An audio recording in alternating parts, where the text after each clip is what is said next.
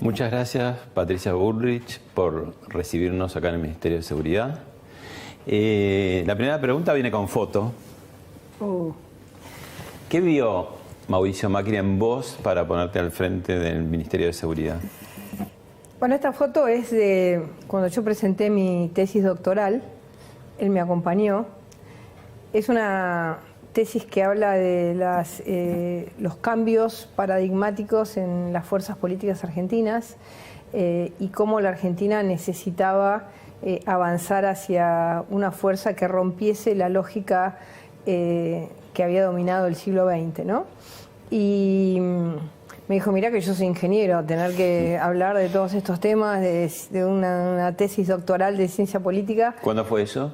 Esto fue 2014-2015, por ahí, que hicimos la presentación.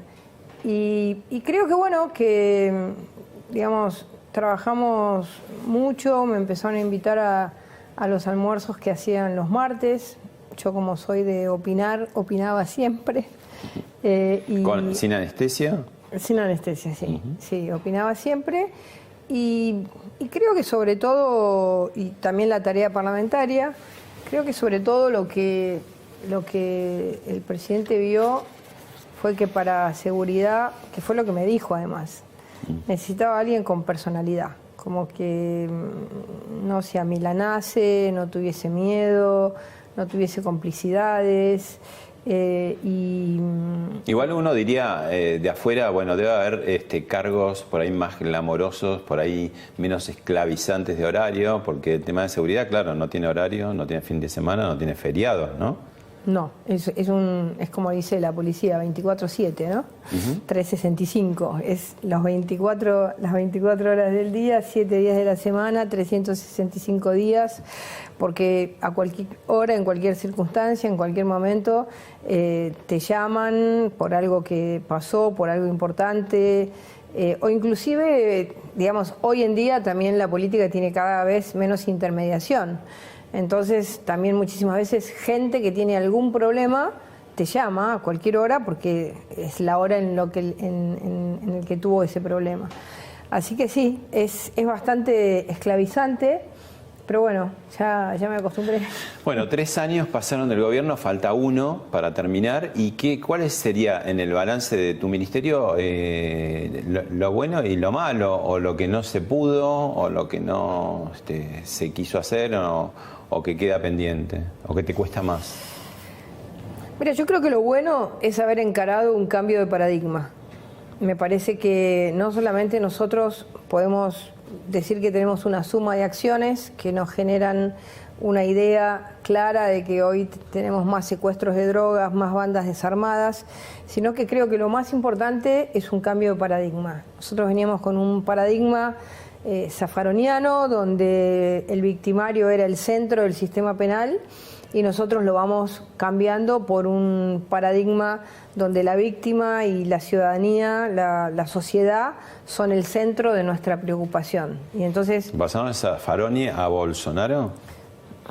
No sé, todavía Bolsonaro, no sé, hace unos 3 días que asumió, 4, no sé cuántos, así que no sabemos qué es lo que va a hacer. Y nosotros hace 3 años que estamos. Nosotros tomamos esta decisión. O sea, ¿podemos decir que Bolsonaro se puede inspirar en Patricia Bullrich? No, yo diría que las sociedades que sufren una gran inseguridad, que tuvieron gobiernos que dejaron crecer la inseguridad, dejaron crecer el narcotráfico. ¿Y para qué dejaron? Porque, digamos, también ellos en algún punto también fueron víctimas, entre comillas, ¿no? Tuvieron violencia en la calle, tuvieron saqueos. Y si nosotros comparamos Argentina y Brasil, yo te diría que es una concepción ideológica. La idea de que, digamos, la violencia tiene o el delito tiene un solo componente, que es un componente social. La injusticia, ¿no? No, claro, no distingue que hay personas que en la misma condición social trabajan, claro, estudian. La mayoría, digamos. Y la mayoría, y hay otros que se dedican al delito. Es un poco, te diría casi paradójicamente, viniendo de gobiernos populares o autodenominados populares, elitista esa concepción y discriminatoria, porque decís como el pobre, entonces el pobre roba. Claro, como es pobre roba. Entonces, lo mismo le pasó a Brasil con una situación en la que la situación de Brasil llegó a un límite inédito. Arrancamos nuestro modelo como un modelo anti-Zaffaroni, en todo sentido, en el sentido de la culpabilidad directa de cualquier acción a la policía y nunca al delincuente. La víctima no tenía ninguna centralidad en el modelo, todos los derechos los tenía el victimario y nunca la víctima. Incluso judicialmente complicado, no podían accionar, no eran no parte podían del accionar, no tenían abogado defensor, no podían decidir cuando se le daba una salida anticipada a su, digamos, agresor, no podían decidir qué significaba eso. Hoy hemos cambiado la ley de ejecución de la pena. Ningún homicida, ningún violador sale antes de cumplir hasta el último día de su condena. Y esto es un cambio enormemente importante para la Argentina. Bueno, nosotros lo cambiamos. Votamos la ley de flagrancia, generamos técnicas de investigación para combatir el narcotráfico. Hoy tenemos todas las técnicas de investigación, agente revelador, agente encubierto, informante. ¿Te acordás que el informante siempre fue una figura un poquito oscura? Que no se sabía de qué lado está, ¿no? De qué lado está, quién le paga. Bueno, eso nosotros lo legalizamos. Buchones, ¿no? Claro, los buchones de las policías. Todo eso lo armamos. Hoy tenemos técnicas especiales de investigación. ¿Y qué es lo que vos dirías a esta altura? Te acostás a dormir y te deja pensando en si esto no pude o esto tengo que meterle mucho más fuerza. Supongo que con todos estos temas seguramente hay que seguir adelante, pero digo alguno que decís, esto está duro y no me Para mí está costando. el régimen penal juvenil es un tema que lo tenemos que sacar, que es una deuda, que siempre va a ser especial, pero nosotros no podemos, por ejemplo, nosotros lo vemos siempre en el narcotráfico. La persona que cae por narcotráfico, la media de la edad de los narcotraficantes en la Argentina es entre 25 y 40 años. Es decir, que son como empresarios del delito. No son los menores. ¿A dónde llevan? Los soldaditos. No son los soldaditos. ¿Qué hacen con los soldaditos? Son los que los llevan a la calle y a los que primero agarran si vos no tenés una buena política de investigación, de inteligencia sobre las bandas. Y salen porque son menores, digamos. Y salen porque son menores. Entonces, yo creo que, y esto lo estamos discutiendo y creo que lo vamos a sacar adelante en nuestro gobierno, creo que es muy importante que cuando empieza lamentablemente una carrera delictiva un chico, no se lo puede dejar crecer en esa carrera delictiva hasta que mata a alguien. El Código Penal que tenemos todavía pendiente es un tema, la ley de barras es un tema. Bueno, ahí la ley de barras, ¿qué pasa? O sea, el gobierno manda la ley, duerme, digamos, 2 años, y en las últimas semanas lo que hemos visto es que a la hora de ponerse de acuerdo no se ponen, ¿no? Entonces, decís, el tema de la barra es más complicado porque tiene muchas complicidades policiales, judiciales y políticas también. Digo. Y sí, pero por eso yo cuando mandé la ley de barras, lo hablé con el presidente y fui al Senado y lo dije. Me preguntaron, ¿esto está discutido con los presidentes de los clubes, con la AFA? No, le dije. Yo lo hablé con el presidente y no lo discutimos con nadie. Porque las partes que están involucradas en un conflicto violento no pueden ser las que hagan la ley cuando son parte del problema. Entonces, pueden dar ideas. Ahora, si eso los va a condicionar en sus conductas futuras, yo prefiero que la ley la hagamos nosotros y digamos, miren, estas son las reglas de juego. Ahora, toda contravención en una cancha es un delito penal. Así que cuídate, porque vas 15 años preso. Y si sos organizador y sos de una comisión directiva y le das entradas falsas a alguien y generás un sistema de corrupción y de financiamiento y no te mezclas con el narcotráfico. Aunque sean directivos, al más oscuro, claro, siempre el que está en la acción tiene una pena mayor, pero el que es partícipe también la tiene. Entonces, un poco el autor intelectual casi sería, claro, ¿no? Entonces, y está la asociación ilícita, entonces va a empezar a tener... Nosotros hicimos muchos cambios. Bueno, lo de Boca River fue como un impacto, pero... ¿Y ahí qué falló en Boca River? Y yo creo que ahí, digamos, primero falló todo este tema de la cultura del aguante, de la cultura de no me importa nada. Yo creo que también ahí nosotros tenemos como sociedad que cambiar cosas que tienen que ver con que no puede la gente transformarse cuando va a la cancha en un loco violento. Porque finalmente uno de los que tiró la piedra no tenía antecedentes. Era una persona que tenía un taller, que trabajaba y de golpe... ¿Pero qué sucedió entre el primer superclásico, que fue impecable, la Bombonera, y el segundo fallido? Bueno, que, digamos, de alguna manera la ciudad lo dijo, que el operativo no había estado, digamos, lo suficientemente armado o pensado. ¿No es un error que hayan varias fuerzas que después, en definitiva, resulta que no están coordinadas?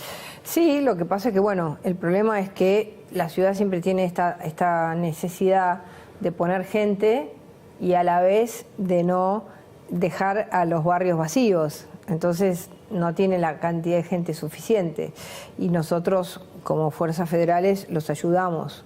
Pero siempre es mejor que haya una sola fuerza, siempre, claro. Porque están claras las... En definitiva se va a hacer que la responsabilidad va a caer en una, ¿no? Claro, siempre es mejor eso. Ahora, tu diálogo, yo me acuerdo que una de las primeras medidas que se anunciaron del gobierno cuando asumió en diciembre de 2015 fue tu voz hablando de un protocolo para las protestas sociales. Y mucha gente se ilusionó porque dijeron, bueno, se terminó el tema de los cortes en las calles, qué sé yo, ahora vamos a vivir en paz, vamos a poder circular. Bueno, no pasó nada de eso. ¿Qué es lo que sucedió desde aquel anuncio a que no se pudo implementar? O sí se pudo implementar porque algunas acciones se hicieron. Yo anuncié el protocolo cuando todavía no habíamos hecho el pase de la policía a la Ciudad de Buenos Aires. Y nosotros a nivel federal lo implementamos siempre.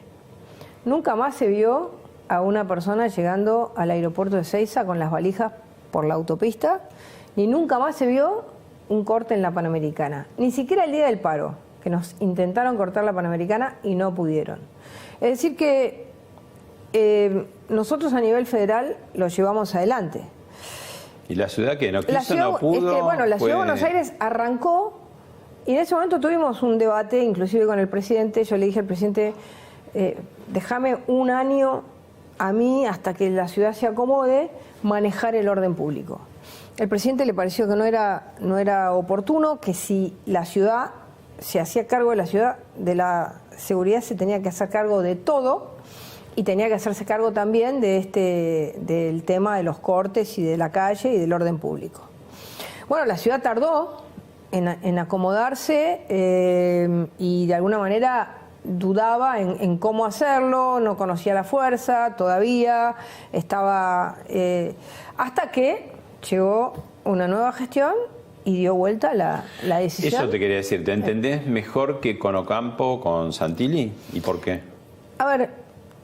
Yo creo que no es un problema de personas. Yo con Ocampo es una persona sumamente inteligente, un gran conocedor del derecho, con muy buenas ideas, pero quizás no entendió el clamor que significaba poder generar, no un corte de calle, una noción de orden, de convivencia. Yo creo que lo que estamos discutiendo es una noción de orden y convivencia.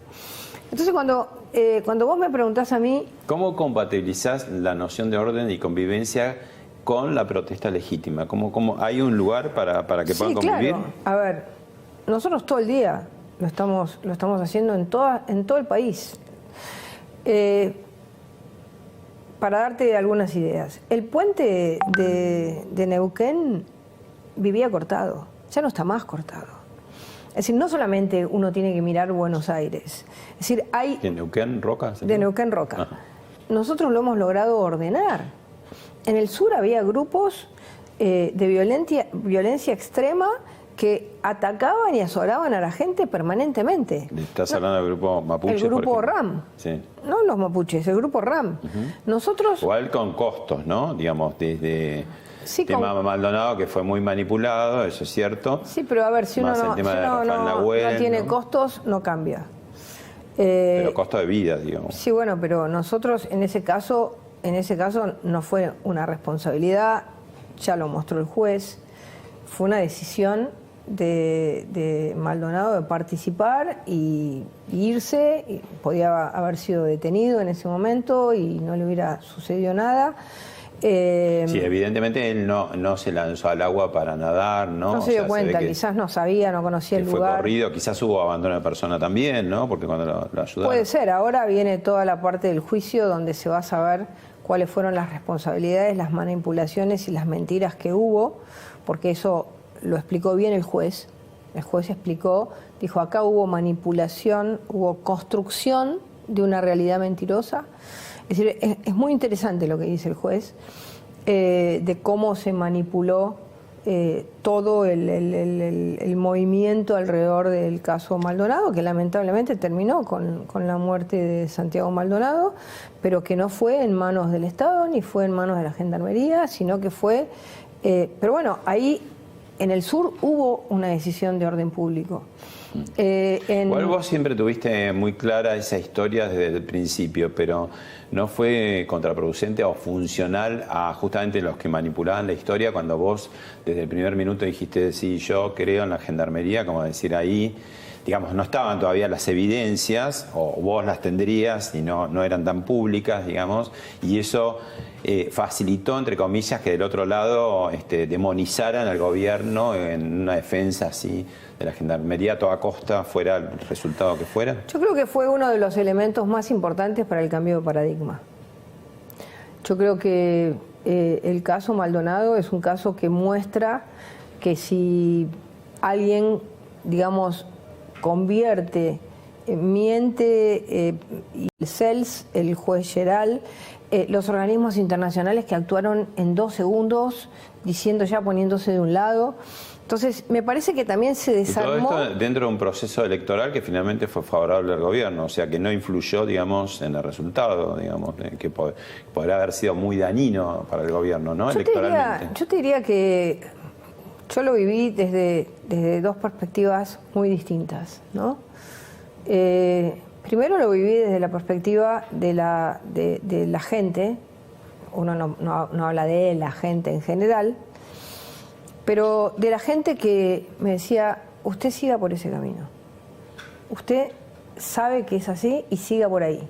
No, porque muchas veces a mí la gente en la calle me decía, no va a aguantar la presión, no la van a aguantar, porque era tal... todos los días una cosa que nueva, el teléfono, los binoculares, los medios, bueno, todo el tiempo, Testigo. que la gente creía que yo no iba a aguantar. Que el presidente, que nuestro gobierno no iba a aguantar, no yo personalmente. Y la gente me decía, aguante, porque era como, viste, si vos demostrabas, y claro, era como que si vos demostrabas, lograbas el cambio de un paradigma de construcción de una mentira, ¿no? Las mentiras verdaderas. Se iba a transformar en una verdad. Y creo que eso es un cambio paradigmático en la Argentina. Hoy hay más dudas sobre las cosas. No son tan directamente el responsable es este. Si no hubiera sido así, además, ¿qué hubiera dicho la Gendarmería? Y los políticos siempre son iguales. Se quieren salvar ellos y nos tiran todo a nosotros. Y cuando se hubiera sabido que ellos no hubieran sido, yo hubiera sido una noticia pequeña del diario. Y el caso de Rafael Nahuel, prefectura, digo, ahí también muy interesante cómo en el caso de Maldonado, quizás se hizo icónica su imagen, ¿no? Porque tenía algo de, qué sé yo, de Che Guevara, de un Cristo, ¿no? Y el pobre Nahuel, digamos que fue mucho, a pocas semanas no tuvo tanta repercusión y también un hecho complicado, pero ¿no? va a ser un hecho que va a demostrar claramente que la prefectura actuó correctamente. Estoy absolutamente convencida. Vemos unas imágenes y las comentamos. Dale.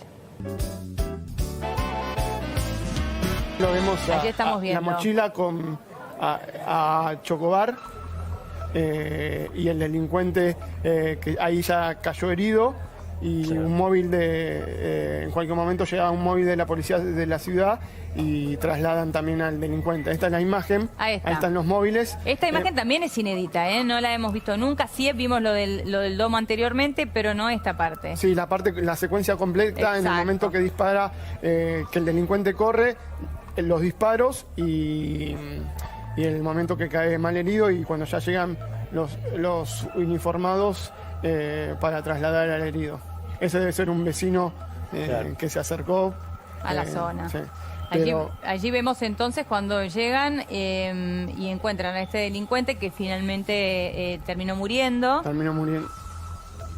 Y se lo ve, como bien decía Chicho hace un rato, a Chocobar con una mochila. Era la mochila, él salió de la casa para irse a trabajar, o sea, la Boca de Avellaneda tenía que tomar solo un colectivo y escucha los gritos de vecinos y ahí interviene y persigue al delincuente y le dispara.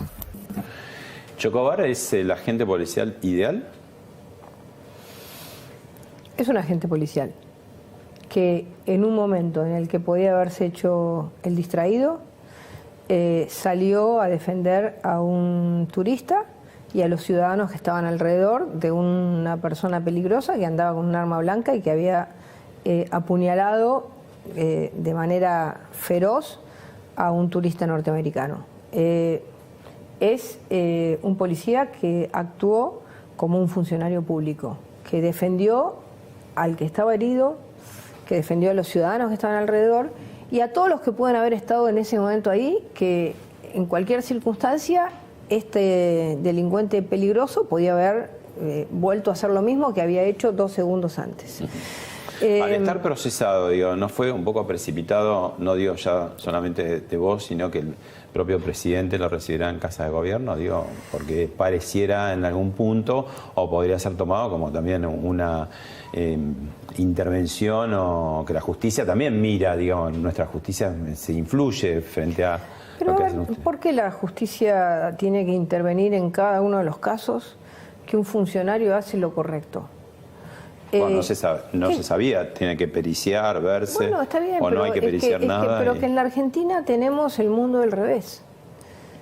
Y esta filosofía del mundo del revés, de que cuando un policía actúa haciendo lo que tiene que hacer, termina preso, termina procesado y en este caso no terminó con su carrera destruida porque tanto la gobernadora y Ritondo como nosotros no, y sobre todo la provincia de Buenos Aires no lo dio de baja. ¿Qué hizo lo que puso el mundo al revés? Porque antes no era así, digo, hace muchos años.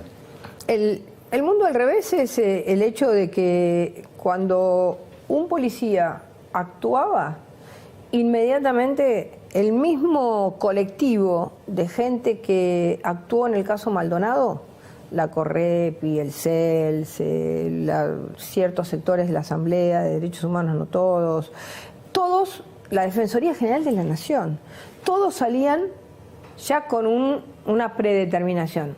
Policía culpable, gatillo fácil. Y en este caso, a ver, estaba defendiendo al ciudadano herido, estaba defendiendo a los ciudadanos. Entonces, ¿cuándo vino eso? Cuando de golpe se generó la teoría se recreó la teoría del enemigo. La teoría del enemigo que podía venir de la dictadura, pero de alguna manera, bueno, todos salimos de esa etapa y todos teníamos el derecho de entrar en la democracia y de acomodarnos y de ser generaciones, sobre todo las generaciones actuales, que no tuviesen la carga y la mochila de ese pasado. Los militares, las Fuerzas Armadas, los políticos, todos. Sin embargo, de alguna manera la construcción política del enemigo que hizo el kirchnerismo volvió a generar esta idea. Y la teoría de Zaffaroni, es decir, siempre, digamos, es culpable el miembro de una fuerza de seguridad. Entonces, en esta lógica, cuando uno analiza el caso Chocobar, es muy sintomático, porque el juez no discute técnicas. Discute técnicas, no discute un ambiente, qué pasó. Discute una técnica. Bueno, si en realidad hubiera tirado, finalmente se demostró, porque tiró al piso y la bala rebotó en el piso. que hizo la pericia la Policía Federal. Finalmente había actuado bien, pero esta lógica de decir, ¿qué tenía que haber hecho? A ver, tenía que haber dejado que se escape una persona con un cuchillo peligroso que había casi matado o casi asesinado, lo salvaron de casualidad, a esta persona.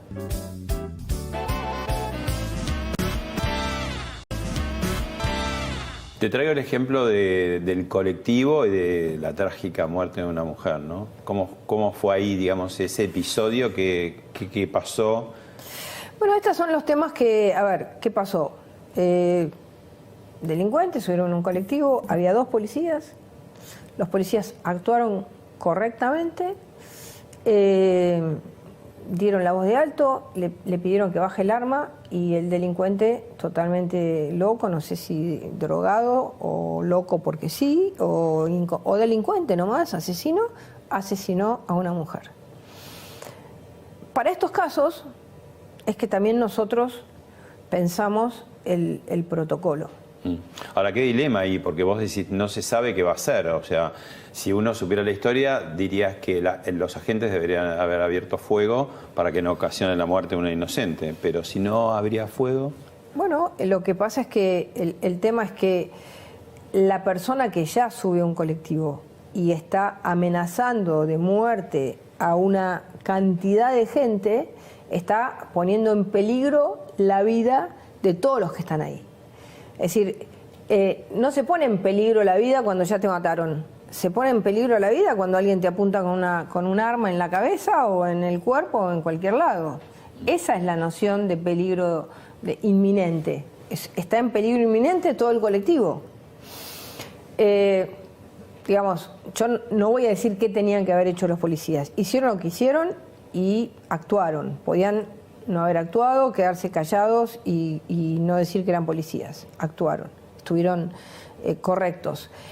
Si hubiera sido mejor otra, no se puede, hay que estar en el lugar, hay que evaluar. Lo que nosotros tenemos que hacer como gobierno es darle las herramientas necesarias a la policía para que pueda tomar la herramienta más eficiente para salvar a la gente en ese momento. ¿Cuál es en ese caso? No lo voy a decir porque no sería trabajar sobre un hecho que ya sucedió y que los 2 policías actuaron. Lamentablemente hubo una persona muerta, pero no podemos decir que de la otra manera hubiera sido mejor. Lo importante no es analizar caso por caso, sino que los miembros de la Fuerza de Seguridad tengan las suficientes herramientas adecuadas para saber cuál es la mejor para salvar la vida de la gente en el momento oportuno. Eso es. Y esto nosotros lo hemos discutido con muchos países del mundo. Mirá este video. Bajó un poco porque en realidad hay una actitud distinta de la ministra de Seguridad, pero no decisivamente, porque me parece que sectores de las fuerzas la están engañando. ¿Quiénes? Es decir, le ponen droga para que aparezca la droga, pero el negocio sigue. ¿Quién la engaña, Lilita? Sectores de gendarmería, prefectura, etcétera. Lilita, siempre Lilita, el factor Lilita, ¿no? Te acusó directamente de fascismo con el nuevo protocolo de uso de armas. La verdad que el nuevo protocolo de uso de armas es un protocolo de carácter internacional que le saca a las fuerzas de seguridad federales protocolos ridículos. Había protocolos ridículos. La gendarmería tenía que hacer primero artes marciales, utilizar primero la fuerza física. Claro, quizás tiene que ver con que la gendarmería estaba simplemente en la frontera o en las rutas, no se encontraba con el delito, ahora está en el Gran Buenos Aires. Entonces también hay que acomodar los términos de las cosas a la realidad. La prefectura estaba en los barcos, no estaba como hasta ahora en las villas. Y además nuestras fronteras no son las fronteras de antes, digo, pasan por ahí y además delincuentes de deporte, Las ¿no? fronteras han cambiado, hay delincuentes de deporte, hay tiroteos, hay otras circunstancias. Entonces hay que acomodar y bueno, yo creo que nosotros hicimos algo totalmente normal y así lo entendió la sociedad. Hoy el protocolo de uso de armas de fuego es valorado por la sociedad como una herramienta adecuada para defenderla, que es nuestro objetivo. Y además lo vemos en los números. Cuando yo llegué al Ministerio de Seguridad, lo llamo al jefe de policía, le digo, jefe, ¿por qué hay tantos policías muertos? Bueno, porque cuando llegan a su casa están un poco distraídos. Nosotros hemos bajado de 22 policías que murieron en el año 2015 a 7.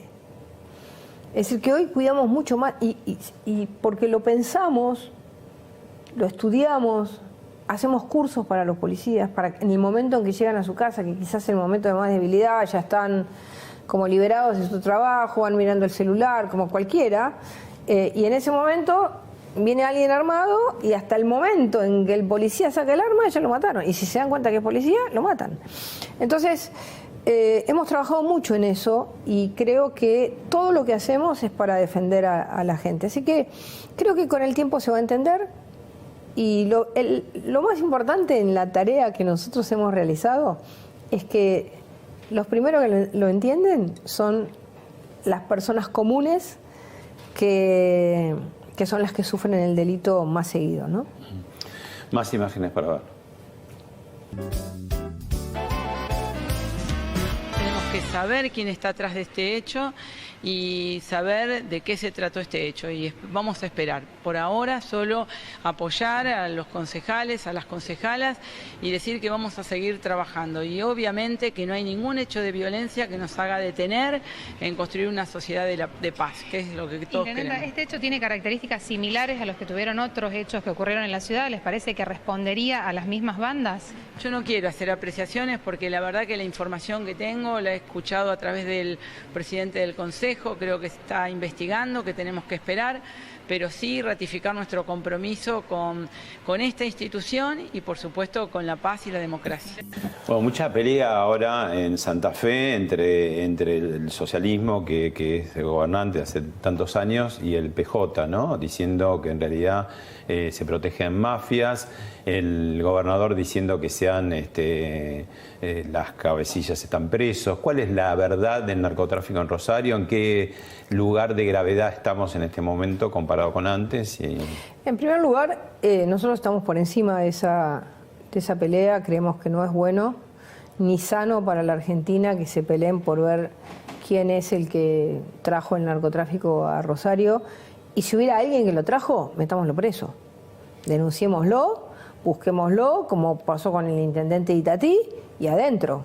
Digamos, eso también es importante. Nosotros hoy creo que a nivel de bandas hemos desarmado prácticamente las bandas más importantes. Ahora, Rosario tiene una situación de complejidad que hizo que nosotros discutimos mucho con el socialismo cómo encarar el tema. Creo que ahora estamos bastante más de acuerdo respecto que hay que entrar a los lugares más difíciles donde se produce la mayor cantidad de muertos, como lo hicimos acá en Buenos Aires en la 1114, en la Villa 31 o en la Carlos Gardel o en la Cava, donde hemos bajado muchísimo las muertes entre bandas. Y eso es muy importante. Y ahora en Rosario se comenzó a hacer en 2 barrios y ha bajado la violencia de manera muy importante. Estos tiroteos nosotros creemos que tienen que ver y estamos en el camino, no podemos adelantar investigaciones, pero estamos en el camino de que ahí lo que hay que hacer es descomponer lo que queda todavía de la relación de las bandas con un sector de la policía. Nos parece que eso es una tarea que la están haciendo con dificultades, que la ha encarado el gobierno provincial, pero todavía con muchas dificultades porque está muy enquistado. Pero creemos que va por ese lado. Y nosotros estamos ayudando y ellos tienen que poner su parte. El gobierno tiene que poner su parte, limpiar más aquellos sectores de la policía que están muy contaminados, trabajar como se está trabajando ya, metiéndose a fondo en los barrios para sacar la violencia. Así que el año, 2017 fue mejor que el 2018 en cantidad de asesinatos pero en el 2018 desarmamos muchas más bandas, así que nosotros esperamos que para el 2019 podamos tener una tarea y nosotros le vamos a poner vamos a mandar un equipo también del Ministerio a que se instale en Santa Fe. Si Mauricio Macri, como parece, aspirara a la reelección, ¿no? ¿Te gustaría ser candidata a vicepresidenta? La verdad es que estoy haciendo una tarea acá y en el Ministerio de Seguridad y siempre uno piensa que, como lo piensa nuestro presidente y como lo piensa Cambiemos, que un mandato te quedan un montón de cosas por hacer y las que tenés que corregirlas. Lo mismo pasa en el Ministerio de Seguridad. Así que uno siempre piensa que un mandato es poco tiempo, tampoco hay que pasarse, ¿no? Pero bueno, siempre, a ver, en Cambiemos y en el PRO estamos a disposición de lo que mejor sirva. Pero yo siento que en este momento nuestro equipo está muy consolidado acá. Pero por supuesto que lo que diga el presidente. Bueno, te llevo al pasado. Ahí estás con Dante Gullo. ¿Qué, ¿Qué año? Esto es como en el 83. Ya después de la dictadura. Él había estado preso. Sí, esto es a la salida de la dictadura. No, todas estas son posteriores. Sí, porque yo antes no era muy conocida, es decir, en realidad. Pero lo que pasa es que han pasado muchos años. Estamos hablando de 35 años. Estaba flaca y joven. ¿Y te arrepentiste de haber estado en Montoneros? ¿O a qué obedecía, digamos, en esa época? Yo de lo que pienso mucho es de no haber comprendido que la violencia no era un camino adecuado. De no haber entendido que construir bajo esos parámetros era construir una sociedad igual o peor a la que uno quería combatir. ¿Y qué se gatilló en la cabeza tuya, la de tu hermana, digamos, proveniendo de unas familias, digamos, con, como se dice, prosapia, apellidos importantes, digamos, fue muy de esa época también, mucha gente... Fue muy de esa época, ¿no? Un fenómeno muy de clase media alta, digamos, la idea de... A ver, había toda una tendencia, ¿no? Que en la Argentina estuvo, de alguna manera, pasó por el tamiz del peronismo, pero era, yo creo que era una mezcla de rebelión familiar y tendencia, la tendencia de lo que podía ser la Revolución Cubana y el peronismo en la Argentina, cuando Perón, digamos, le decía a los jóvenes la juventud maravillosa, ¿no? Creo que fue eso. ¿Y qué hacía? Yo igualmente desde chiquitita siempre dije que me iba a dedicar a la política. Pero bueno, eso lo dicen todos los chicos, ¿no? Tu hermana Julieta se casó con Rodolfo Galimberti. Sí. ¿Y cómo era él y cómo era ella? Bueno, él era un tipo, digamos, muy extremo, muy intensos, casi sin límites. Muy fierrero también, ¿no? Muy fierrero y muy inteligente. Pero un tipo sin límites, ¿no? Es decir, en un momento muy popular, extremadamente popular. Recuerdo... Y con poder, digo, con porque poder, también Perón y con en algún llegada momento Perón, lo escuchaba, digamos. Sí. Yo recuerdo una cena en mi casa, donde todavía no había asumido Cámpora, yo era muy chiquita, mi hermana... que vino Cámpora, que vino el papá de Abel Medina, que vino en ese momento Dorticós, que era el presidente de Cuba. El presidente de Cuba. Y me acuerdo que, bueno, mi casa era una casa linda, así, medio como vos decís, con prosapia.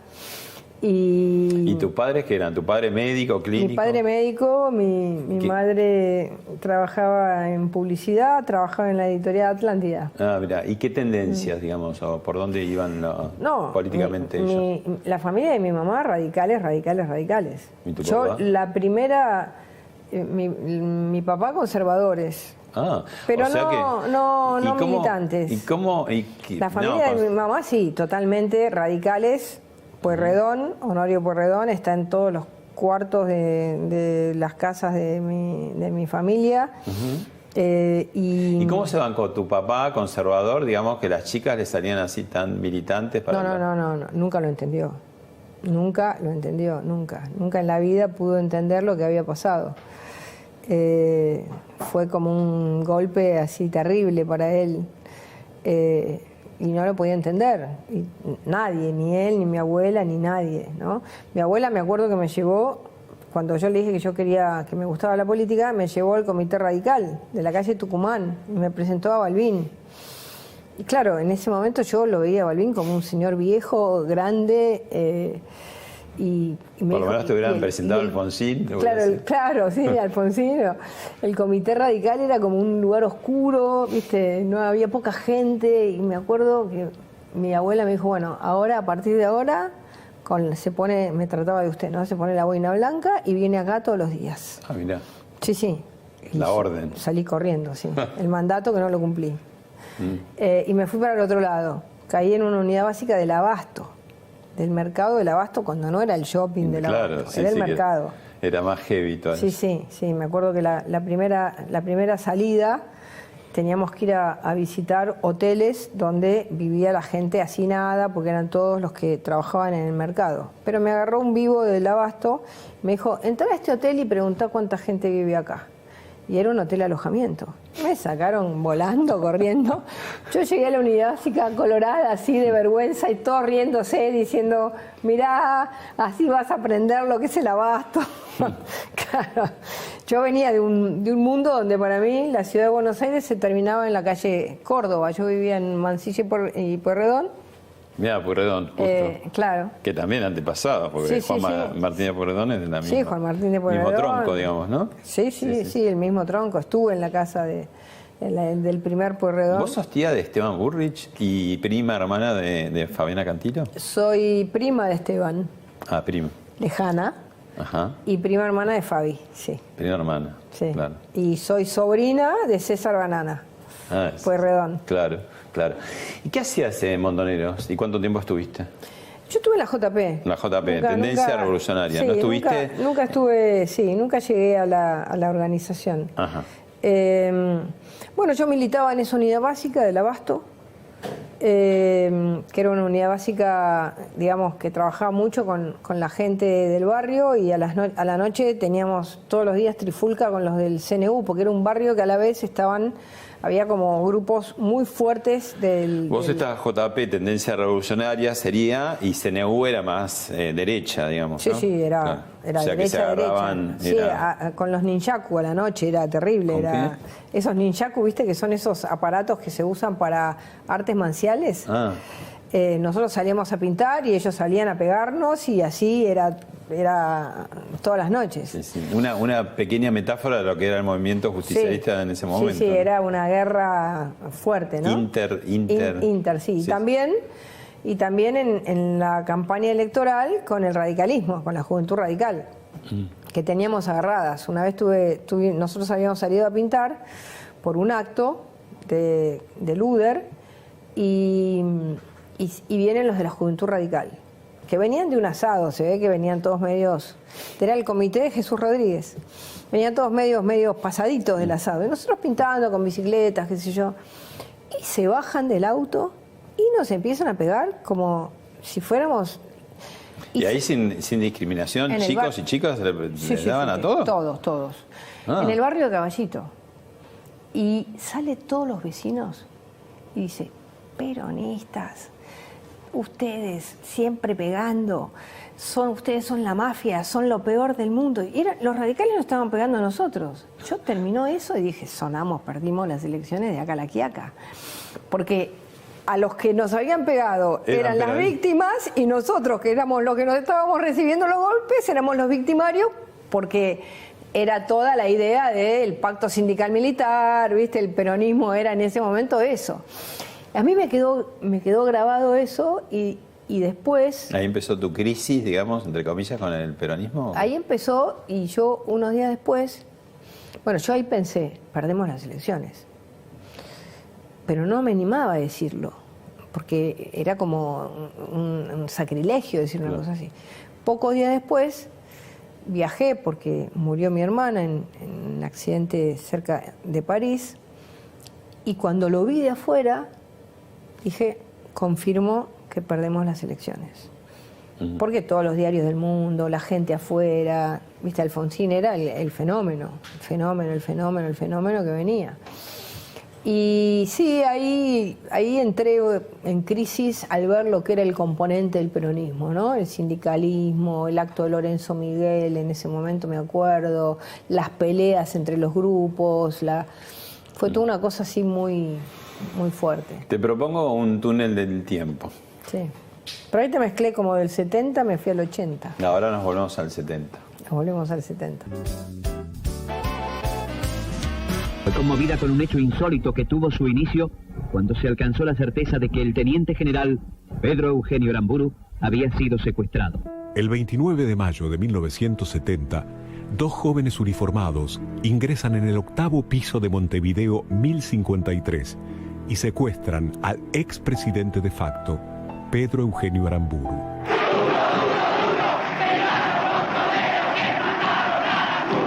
Montoneros se instala así en el mapa político de la década. Hicimos una planificación operativa según la cual pues, la única posibilidad era entrar a buscarlo a su departamento. Lo llevan a una estancia en la localidad de Timote, en el partido de Carlos Tejedor, en donde lo encierran en un dormitorio a esperar el interrogatorio de la militancia armada. El primer tema principal en realidad fue la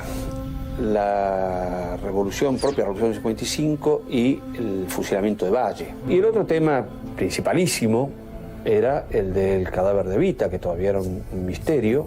Qué novela, ¿no? La del peronismo. Sí, la verdad que cuando uno lo mira piensa que qué locura la Argentina, ¿no? Querer resolver las cosas de esta manera.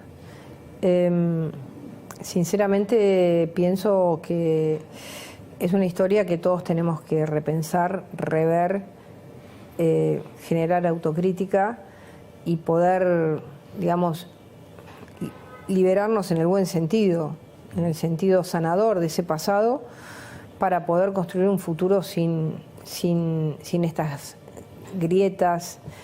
Porque hoy la grieta es una discusión en un programa de televisión. Antes la grieta era una muerte, pero tiene el mismo origen y la misma lógica. Entonces, ¿podría volver a ser así? Yo no digo que puede volver a ser así. Lo que digo es que hay que trabajar para que no sea así. Los países que lograron salir de esas grietas trabajaron profundamente para que no vuelva a ser así. ¿Y nosotros por qué no trabajamos profundamente eso? Porque acá hay un uso político del pasado. El pasado es un elemento de manipulación política puesto en el presente para generar un enemigo. Entonces, mientras y sea... ahí, un episodio como este incluso puede a veces hasta ser reivindicado como una gesta, ¿no? Claro, es un recurso político. Es como un volante, el pasado. Es un recurso de campaña. Lo moldeás como que vos lo moldeás bien, ¿no? y lo utilizás. Entonces, mientras ese pasado, que fue tan brutal y tan triste para todos, haber asesinado a Aramburu, yo recuerdo que en mi casa, cuando fue el asesinato de Aramburu, mi mamá lloraba, mi papá lloraba la familia, digamos, por lo que significaba la violencia. Pero vos y tu hermano lloraban. No, nosotros todavía no estábamos metidas en nada. No. Pero no miraban, digamos, no les interesaban los hechos políticos. ¿Todavía? En ese momento todavía éramos muy, muy jóvenes y no estábamos metidas en el tema para nada. Después, digamos, quizás lo reivindicamos en estas canciones. Claro, como se escuchaban ahí. Que se escuchaban ahí, ¿entendés? Entonces, es como decir, esa grieta llegó a esto. Y hoy la historia en la Argentina es una manipulación. Es un uso... Es lo que yo imagino, lo que yo quiero recordar. Como vos me decías, no queríamos hablar de que íbamos a perder la elección. La negación en el peronismo, claro, para que el relato... Yo quiero recordar esto, no quiero recordar la muerte de Aramburu, o la muerte de Larrabure, o Azul, o Formosa. No quiero recordar nada de eso. Quiero recordar nada más que una parte, eso me sirve para hacer política y generar que el enemigo de antes hoy es un periodista, Cambiemos, Macri, ¿no? Yo, entonces, eso llevado al presente. Entonces creo que es esa construcción política es lo que genera permanentemente esta idea de que yo con vos no puedo hacer nada y tanto te odio que te puedo matar en cualquier sentido de la palabra, ¿no? Hay muchos represores sentenciados, muchos otros que están en prisión preventiva in aeternum. ¿Vos crees que algunas de las cosas que hicieron organizaciones armadas podrían ser temas de lesa humanidad? Yo creo que, y lo ha dicho muchas veces nuestro presidente, yo creo que la Argentina debería, más que decir, como se cometió o se calificaron como crímenes de lesa humanidad los cometidos desde el Estado, lo mismo se podría hacer con las organizaciones armadas. A mí me parece que lo más sanador es un proceso como el que llevó adelante Mandela en Sudáfrica. Vemos el enfrentamiento mediático más clásico de tu vida, ya sabes cuál es. Los que la pasamos en serio no tuvimos que ir. Los que tenían arreglo con la dictadura militar son los que se quedaron en la Argentina. Así que no te hagas el vivo, ¿viste? No te hagas el combatiente. Yo no te hago el valiente, yo siempre fui igual. No te hagas el valiente, ¿viste? Yo no fui menemista. Porque los dirigentes sindicales, los dirigentes sindicales hace 30 años que lo que hacen es llenarse los bolsillos con la plata de la gente. Y hablemos en serio, si querés hablar en serio, ¿viste? Ese es el discurso que tenías cuando decía la burocracia sindical. Sí, claro, y sí, cuando es te verdad. rajaste del país, ¿sabés por qué? Me rajé del país porque ustedes se los protegió la dictadura. Entonces no te hagas el vivo, ¿viste? Patricia, no te hagas el vivo, Moyano. Sí, Bullrich Luro. Vos te rajaste del país por eso. Me rajé del país porque me perseguía la dictadura, no como ustedes que lo protegía, Moyano. Entonces no te hagas el vivo, ¿viste? Yo no era nada. Haces el combatiente. Lleno de plata los sindicalistas y después se hablan lleno de guita. Ese es el discurso. No jodas, ¿eh? Ese es el discurso que tenías cuando estaba en la tendencia. Cuando estaba en la tendencia, cuando publicaba la burocracia sindical. Porque es la verdad. Cuando ponías ¿Por qué protegen las obras sociales ustedes? ¿Las protegen por la gente? No jodas.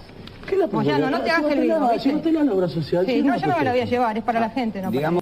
¡Qué momento! ¡Qué momento! Sí. ¿Cómo lo recordás? Mariana Grondona. Sí, claro, no era clave. Sí. Lo recuerdo como un momento. Yo era ministra de Trabajo. Claro. Yo salí de ahí y dije, me echan, porque, digamos, la ministra de Trabajo que le dice al sindicalista son todos corruptos, hace 30 años que roban. Y la verdad que me sentí liberada, porque dije lo que realmente pensaba y pienso. Y porque creo que la Argentina, si hay algo que nunca cambió, fue nuestro modelo sindical, que no es un problema de Moyano, es un problema de que el sistema hace que todos los que llegan a esos lugares terminan haciendo exactamente lo mismo. Por eso yo creo en los cambios sistémicos y culturales.